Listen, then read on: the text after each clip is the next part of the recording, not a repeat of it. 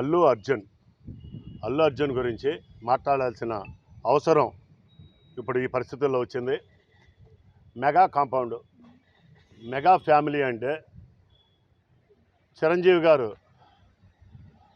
ఎంత అణిగి ఉండారో, ఎదిగిన కొద్దీ అణిగి ఉన్నటువంటి మార్గదర్శకులు ఈ దేశంలో చిరంజీవి గారు. అటువంటి ఎంతో అభివృద్ధి కష్టపడి ఎంతో అభివృద్ధి చెందినటువంటి చిరంజీవి గారిని ఒక మహావృక్షం, ఒక పచ్చని చెట్టుగా ప్రతి ఒక్కళ్ళు కులాలకు అతీతంగా, మతాలకు అతీతంగా ఆయన్ని ప్రేమించేవాళ్ళు కోట్లాది మంది ప్రజలు ఆయన ప్రేమించారంటే బ్రహ్మాండమైన ఆయన నడక తరతరాలుగా మాట్లాడుకోవాల్సిన అవసరం ప్రతి ఒక్కళ్ళు చిరంజీవి గారి హావభావాల గురించి.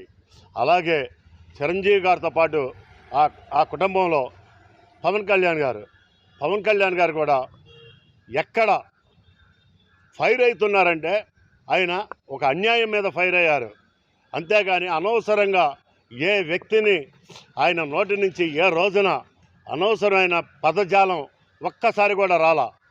వాళ్ళిద్దరిని సమన్వయం చేసుకుంటూ నాగబాబు గారు కూడా అలాగే ఎవరైనా పిచ్చవాగుడు వాగుతే కౌంటర్ వేస్తానికి నాగబాబు గారు వెన్నుదన్నుగా ఉన్నారు వీళ్ళిద్దరికి. ఇటువంటి ఫ్యామిలీని నుంచి వచ్చి నువ్వు నేర్చుకున్న సంస్కారం ఏమిటి అల్లు అర్జున్? నువ్వు నేర్చుకున్న సంస్కారం నిజంగా హీనమైపోయింది.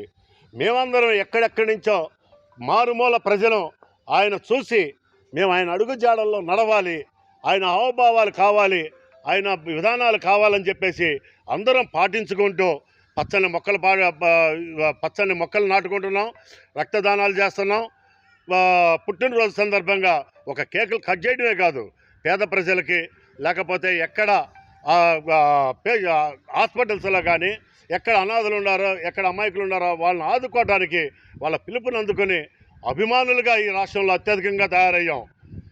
అల్లు అర్జున్ రేపు డిసెంబర్ 6వ తారీఖున నువ్వు మాట్లాడిన దానికి చిరంజీవి గారు, పవన్ కళ్యాణ్ గారు, నాగబాబు గారు వాళ్ళ కాళ్ళు కడిగి ఆ నీళ్లు పబ్లిక్గా మీడియా ముందు నెత్తిన పోసుకుంటే పోసుకో, లేకపోతే ఈ 40 గ్రామాల్లో ఈ మండలం బాపులపాడు మండలం నుంచి హనుమాన్ జంక్షన్ నుంచి మాట్లాడుతున్నాను.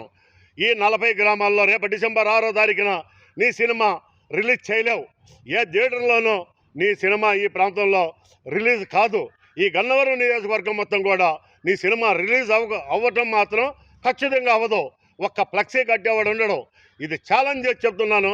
డిసెంబర్ 6వ తారీఖు ఈ లోపల నువ్వు మీడియా ముందు వాళ్ళ కాళ్ళు కడిగి ఆ నీళ్ళని నువ్వు నీ నెత్తలు జింపుకుంటే నీకు ప్రక్షాళన జరుగుద్ది. అప్పుడు కూడా సహించం.